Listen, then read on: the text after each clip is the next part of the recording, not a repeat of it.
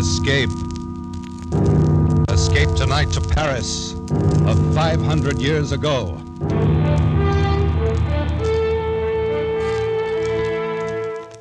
The Columbia Broadcasting System and its affiliated stations presents Escape, a new series of programs of which this, the fifth, is The Sire de Maletroit's Door by Robert Louis Stevenson, produced and directed by William N. Robeson.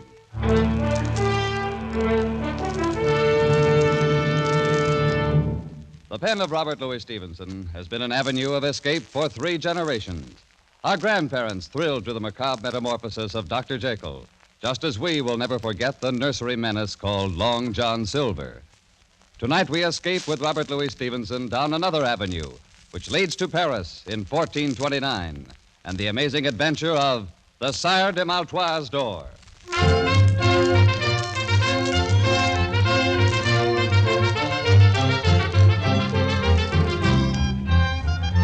Dark of the moon, 1429, Paris. The House of Burgundy holds the throne of France, and English men-at-arms patrol the narrow streets. Troublous times for any man to be lost, on foot, at night. Psst! You there! Over here by the wall. What's this? Now the shadows themselves are speaking. I'm no shadow.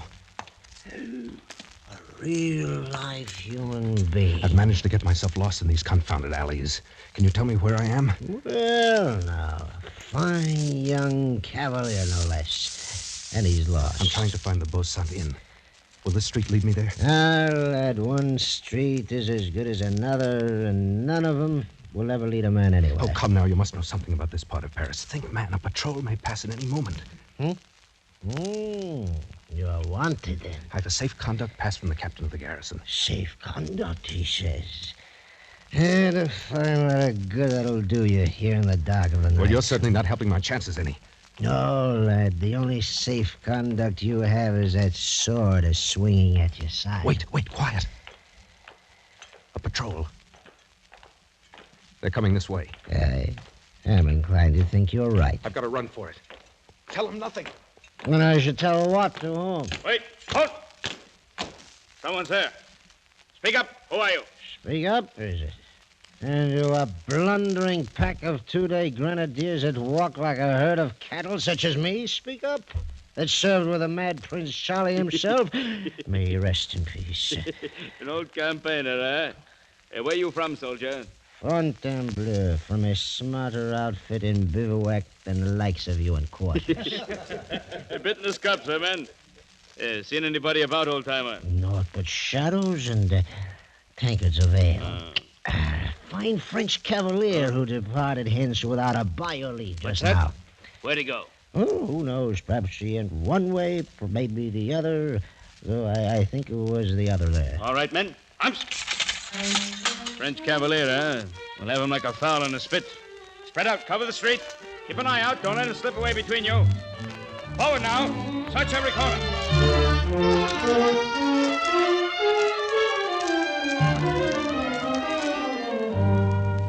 Oh, the fool. The drunken fool. I'm for it now, all right. This cross street. There's a bare chance they'll pass it by. If I can only get through here. Oh, no. Oh, no.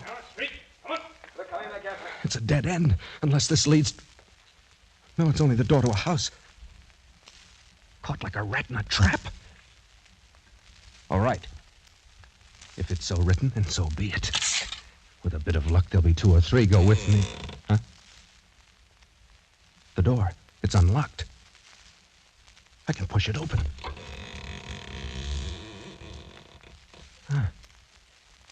Black as the mouth of hell inside. Well, what have I got to lose? There. Look alive now. You have to be here someplace. Not that door, you dare!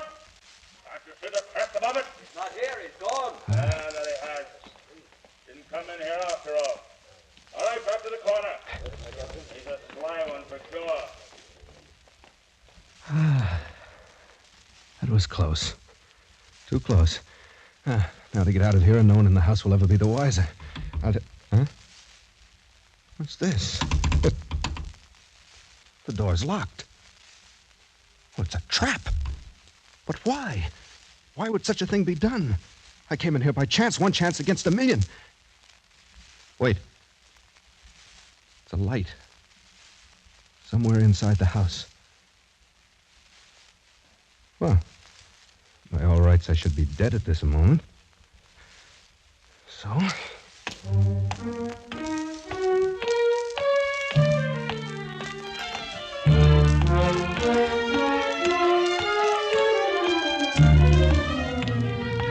Come in, young man.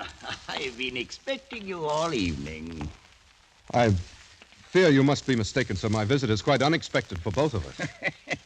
That's good. That's very good. For the both of us, you say. Well, no matter. You're here. That's the main point. Take a seat, my boy. Put yourself at ease. We'll arrange our little affairs presently. There seems to be some misunderstanding. You see, your door was standing... Oh, the door. That was a little piece of ingenuity. Don't you agree? So you must know that I had no intention of intruding without an invitation. Without an invitation, is it? Well, we old people are used to such reluctance. When it touches our honor, we cast about until we find some way of overcoming it. And so, my boy, invitation or not, you are, believe me, most welcome. I hope you'll pardon my saying it, but I haven't the slightest idea what you're talking about. Oh, so that's it, dead to rights but still pretending, eh? You're a clever rogue. Sir, all right. My name is Denis de Beaulieu. I am not a guest in your house by my own choice, and I am not accustomed to being Nor is the house of Maletroit accustomed to certain things, of which you well know. Maletroit? I should have expected better treatment at the hands of one of the most honored families of France. Honored indeed, until you, Monsieur de Beaulieu, took it upon yourself to dishonor us. Sire de Maletroit, I have attempted to explain that I took a stand before your door to fight off a patrol which I'd encountered in the street. I assure you I had no slight intention of forcing myself Since it seems impossible for you to converse with any degree of reason, may I bid you good night? Sir, if you have your right wits, then you're insulting me grossly. And if not, I have no desire to spend further time with a lunatic. You young fool. Thinking to get away so easily. No power on earth can make me stay here any longer, even if I'm forced to hack that door of yours to pieces. I me. And now, will you please sit down, my dear nephew? Nephew, you lie in your teeth. I said sit down. You think for a minute that I made a little contrivance for the door and stopped short with that? If you want to be bound hand and foot till your bones crack inside of you, then get up. Try to get away. But if you'd rather stay a free young buck, agreeably conversing with an old gentleman, sit where you are in peace. You mean, then, I am a prisoner here? I stated the facts. Draw your own conclusion. Ah, Père François, come in, come in. Thank you, Messiah. Tell me, how is she? A little better frame of mind, I hope? She is more resigned, at least, Messiah. Well, now, isn't she hard to please? A likely stripling such as this, well-born, and her own choice. What more would the jade wolf have, If you'll pardon, the situation is not usual for a young damsel. It is somewhat trying to her blushes. Trying, is it? Ha! She should have thought of that before the dance began. She called the turns, and now she'll do the pay. At the risk of being presumptuous, may I ask who she is? Ha!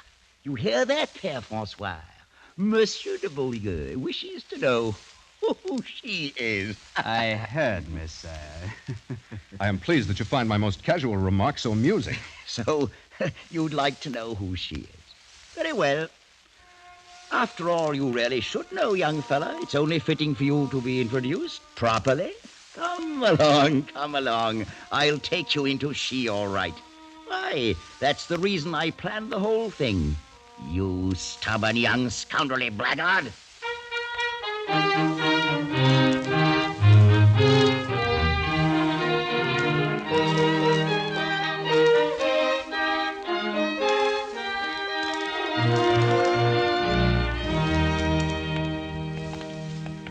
Come along, my boy.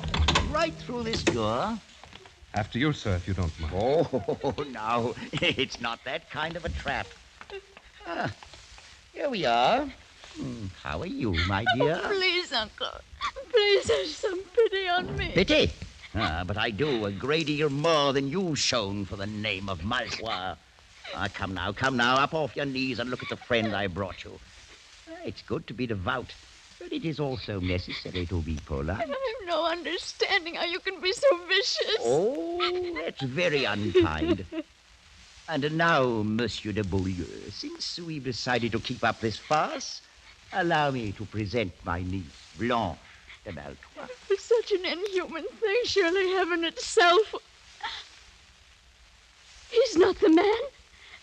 My uncle, this is not the man. Expected you to say as much, my dear. Is it so unfortunate you couldn't remember his name? But it's true. I swear by the Blessed Virgin, I do not know this man. I've never laid eyes on him before. Please, sir, tell him. Tell him we've never seen each other before. For myself, at any rate, I've never had that pleasure. Sire, I've not met your lovely niece before this moment. Oh, now isn't that too bad? But it's never too late to begin. Quite often these impromptu marriages turn out very well in the end. Marriage? Sire de Maletroit, will you please be kind enough to explain what you mean? Aha, now, surely you've heard of the custom of marriage. It's quite widely practiced. At least, sir, I've never heard before of such a maniac as I perceive you to be. And I've no intention of marrying anyone. Then may I ask what were your intentions, my boy? Oh, well, no matter now. Père Francois is looking forward to performing the nuptial rites. Oh, he's quite properly ordained, you know. So, shall we say, in 2 hours? Meanwhile, I suggest you become better acquainted. Wait. Uncle, you can't be in earnest. I swear to you I'll kill myself before I'll be forced on this young man. Forced? Oh, come now, my dear Blanche. Is it possible that you think I'm lying? That you still believe this is the man? Frankly, I do. Well, then you're wrong. I refuse utterly even to consider Enough, my such... dear. You took it upon yourself to dishonor the name of our family. You forfeited all right whatsoever to question my designs. I consider it a duty to see that you're married with as little delay as possible. Out of the goodness of my heart, I've attempted to find the man of your choice. And I believe I've done so. But if not, then I care not one jackstraw. Is that perfectly clear? It's clear, sir, that you're a madman. Perhaps, my dear nephew. I'm not your nephew, nor will I be. I'd sooner die 1,000 times. Such a fury against the inevitable. But at any rate, you'll have 2 hours to compose your differences. Père Francois, bring the clock. Very well, Messiah. Thank you. Place it there. This, Monsieur de Beaulieu, is another of my little contrivances, and one that is hardly less ingenious than my door. Messiah, your accomplishments are of no interest to me whatsoever. Oh, I think you'll find this one most interesting. You will notice that the upper container is filled with water. In exactly 2 hours, all of the water will have dripped into the lower vessel, and at that time, I shall return. Remove the plug, Père Francois. Clever, isn't it? Well, genius is so rarely appreciated. And now I'm quite sure you'd sooner carry on your interview without an audience. You'd never met my uncle before? He didn't arrange this with you? I'd never laid eyes on him. And certainly nothing was arranged with me, else I wouldn't be here. Oh, then you're as much an unfortunate victim as myself. But you at least must be more aware of the circumstances. I can understand none of this. It's not an easy thing for a girl to tell. Whatever you may think of me now, I fear you shall think the worse when I've finished. Words are but words. But your manner encourages respect. Thank you, monsieur. I've lived all my life with my uncle, and I've not been happy. 3 months ago, a young captain of the guard began to stand near me in the church. Oh, you must understand. I gave him no encouragement to do so. Oh, quite so, I understand. He was handsome, of course. As a matter of fact, very. After a while, he began to pass me notes. He found me pleasing, wanted to meet me, and seemed most interested in me for some reason. I can believe that. This morning, he passed me a note urging me to leave the outer door open tonight so that he could speak a few words with me on the stairs. Oh, this is most difficult for me to tell, monsieur. I'm sure he meant no harm. I've no idea how my uncle came to suspect. Sometimes his shrewdness becomes almost diabolical. After church, he took that note from my hand, read it, gave it back to me. I've been kept in my room all day, knowing nothing of what he might be planning. So that's it. By pure accident, I've blundered into a trap set for someone else. Had my uncle brought the captain himself, the thing still would have been confusing. How should I know that he may not have been trifling with me all along? But to be forced into a situation with you, a perfect stranger...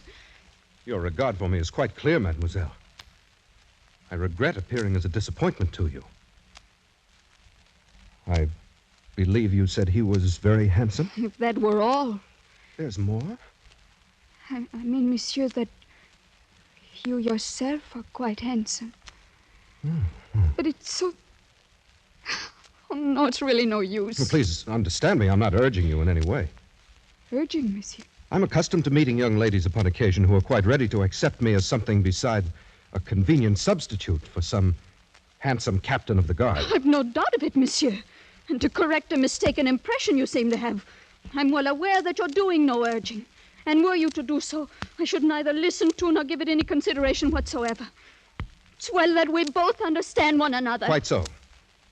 And that being the case, Mademoiselle de Maletroit, I wonder if you'll be good enough to conduct me to your uncle. With the greatest of pleasure, monsieur. I've no doubt but what this little matter can be settled very quickly, and with as much honor as possible to everybody concerned.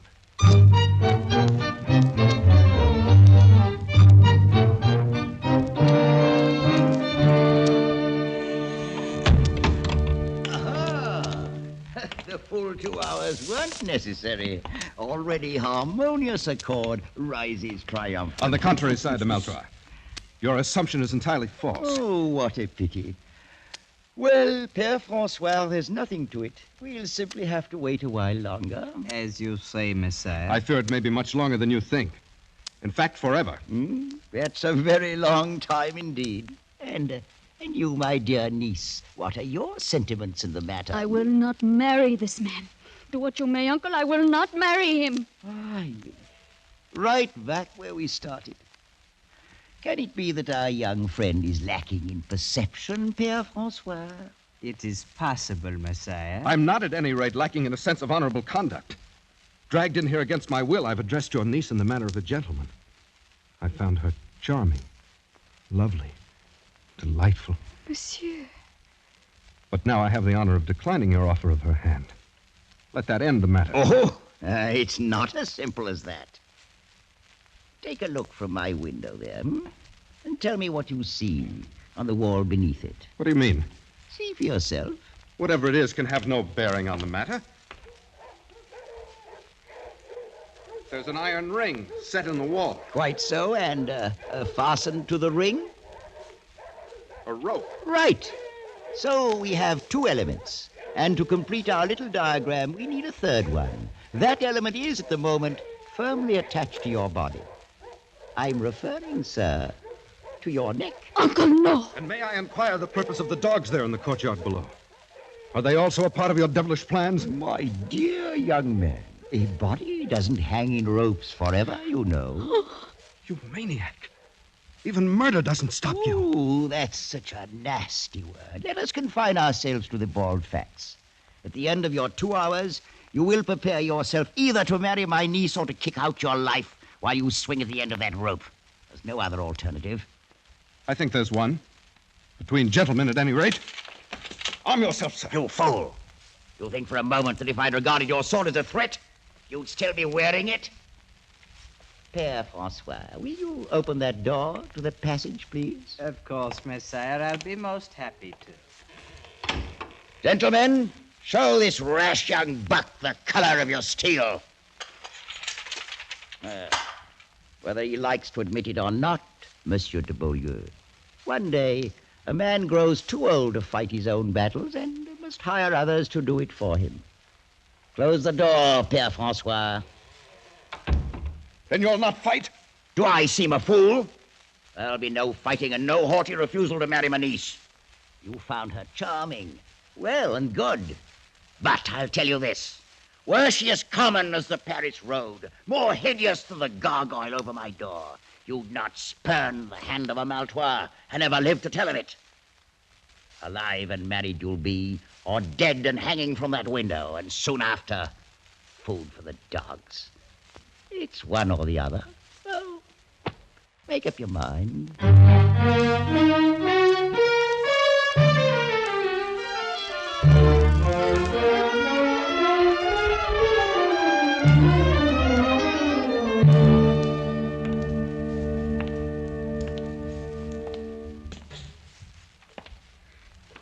Please, Monsieur de Beaulieu, why do you not sit down?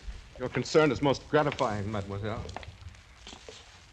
But since I have such a short time to live, I doubt that I'll grow very tired. If the time be short, then why do we waste it in formal speeches? As you will. Listen to it. Drip, drip, drip. That devilish clock, like an artery opened and life's blood itself dripping away. Well, I've sat here and thought until my whole mind's in a great whirl. Please, you really shouldn't trouble yourself so much. I can't bear to have you slain for my sake. Monsieur de Beaulieu, I will marry you gladly. You must think, then, that I stand very much in fear of death. Oh, no. I've had reason to see that you're no coward. I've asked for no pity. If a thing has to be, then that's the end of it. Oh, sir, you misunderstood me. Why, the great nobility with which you faced my uncle should have removed all question about your bravery had such doubts existed. That is most kind of you to say so. Not, of course, that anyone could raise such questions once they'd seen you. Death's another incident. That's all. Oh, but life's a better one. You'll agree, then? I'm afraid you underrate the difficulty. What your generosity offers me, my pride prevents accepting. In this moment of noble feeling toward me, aren't you forgetting what you already owe to someone else? Monsieur! He never really mattered. Mademoiselle, my very life's the forfeit here. One I'll pay gladly if it be of service to a lady, but to tell me it's for something that never really mattered. Please don't be so cruel. Cruel, you forget. I'm the one who's going to die, not you. I've not forgotten, monsieur. Yes. You'll enjoy tomorrow's sun like any other days. And tomorrow night, perhaps you'll see him again. And of course, I'll be forgotten. Oh, no, never. But it's all a man can expect when he's born into the world, death at last. And some piece of ironic misfortune. Oh, don't say those things. I can't bear it. Oh, if I've said anything to wound you, I'm sorry. It was for your own sake, not mine. Thank you. Please. It's a bitter thing, my dear, to see you in such distress that giving my life itself for you can't help it. I'm sorry. I'll try to be braver. Is there no way at all in which I can serve you? Either now or afterwards? Only by letting me think of you as a friend for the brief time that's left to us. By forgetting for the moment that I'm an awkward intruder thrown here by circumstance. That's all. And afterward? What does it matter? The closer you come to it, the clearer you see that death's no more than a dark and dusty corner where a man climbs into his tomb and shuts the door after himself. Oh, monsieur. I've only a few friends now. And once I'm dead, I've no doubt that I'll have none. You forget Blanche de Maletroit. You're very sweet. Any young man in France would be glad to trade places with me and die for you. You value the small service I do you far beyond its worth. I'll not have you thinking so meanly of yourself. Look at me. Would you say that beautiful? I think the most beautiful girl I've ever seen. I'm glad of that. Tell me, is there a man in France who can say he's been asked in marriage by a beautiful maiden, asked from her own lips, and refused her to her face? Oh, no. I know you're a man and half despise such a triumph. But any woman knows more of what's precious in love. But remember, you asked me out of the pity of your heart, not for love. Oh, you're so sure of that? Must I bear my very soul like a merchant showcase? You're very good. As good as you're beautiful. I'll not forget it for the time that's left me. Very well. I, too, have a pride of my own. If you'd turn back now from your word, I'd no more marry you than I would any stranger off the street. It's a small love that shies at a little pride. The dawn's starting to break. Yes. My uncle and his men will come here any moment. What shall we say to him? Anything you will.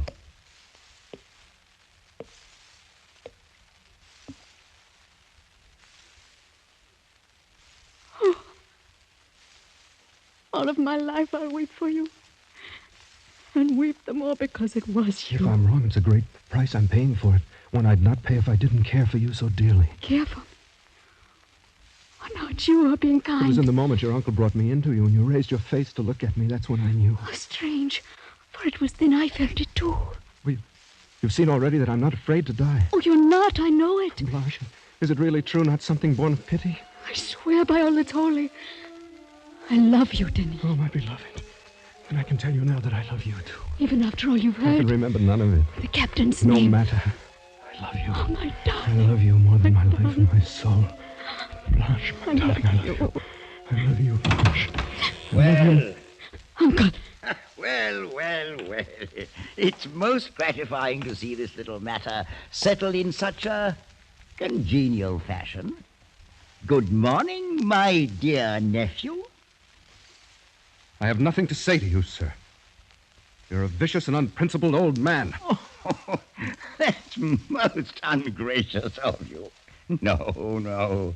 At the very worst, I'm no more than a very wise old man.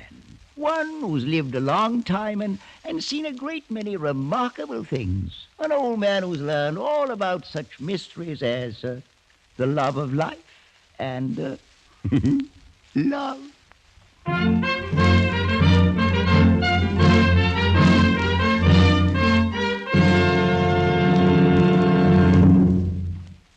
The Sire de Maltois Door by Robert Louis Stevenson was adapted for radio by Les Crutchfield and produced and directed by William N. Robeson, with Elliot Lewis as Denis, Peggy Weber as Blanche, and Ramsey Hill as the Sire de Maltois.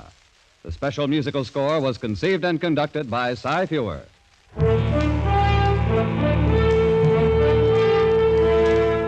Escape is presented by the Columbia Broadcasting System and its affiliated stations each week at this time. Next week, we invite you to escape to Egypt of 3,500 years ago with Arthur Conan Doyle's fascinating tale of the Ring of Thoth. And so good night until next week at this time, when again it will be time to escape.